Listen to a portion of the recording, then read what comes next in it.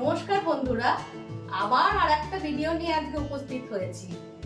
আজকে স্পেশাল ইলিশ মশলা ফ্রাই।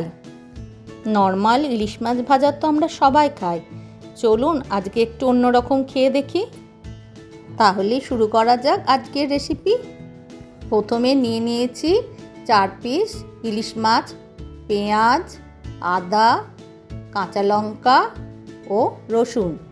প্রথমে একটা মিক্সিতে আদা রসুন পেস্ট করে নিয়ে সেটা একটা বোলে ঢেলে দিলাম। তারপরে নুন দিলাম, হলুদ দিলাম, ধনে দিলাম,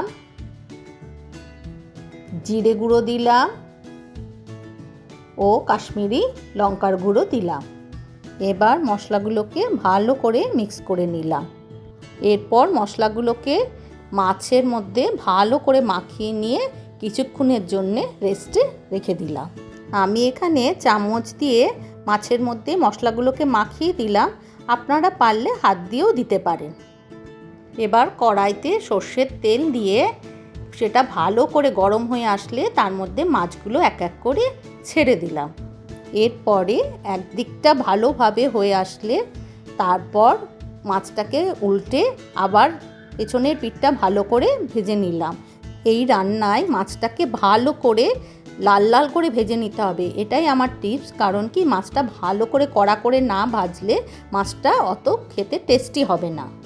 মাছগুলো লাল লাল এবং কড়া ভাজা হয়ে গেছে। আমি এবার এক এক করে প্লেটের মধ্যে মাছগুলোকে উঠিয়ে রাখলাম। এবার আর একটা কড়া নিয়ে সেই কড়ার মধ্যে খানিকটা সর্ষের তেল দিয়ে ভালো করে গরম করতে দিলাম। গরম হওয়া তেলে গোটা শুকনো লঙ্কাগুলো দিয়ে দিলাম, পেঁয়াজগুলো দিয়ে দিলাম। পেঁয়াজগুলো দিয়ে ভালো করে লাল লাল করে ভেজে নিলাম। তার মধ্যে দিয়ে দিলাম চেরা কাঁচা লঙ্কাগুলোকে। ভালো করে নাড়িয়ে তারপরে পেঁয়াজ ভাজাটাকে রেডি করে নিলাম। রেডি হওয়া পেঁয়াজ ভাজাগুলোকে নিয়ে এরপর মাছের ওপরে সুন্দর করে গার্নিশ করে দিলাম। আহ, কি টেস্ট! খেয়ে একবার দেখুন। আপনারা সবাই বাড়িতে একবার বানিয়ে এটা দেখবেন, আর গরম গরম ভাতের সঙ্গে এটা একবার খাবেন। কীরকম স্বাদ লাগে দেখবেন, বারবার মনে হয় খাই। ব্যাস রেডি হয়ে গেল ইলিশ মশলা ফ্রাই। ভালো লাগলে লাইক, কমেন্ট ও সাবস্ক্রাইব করে দেবেন।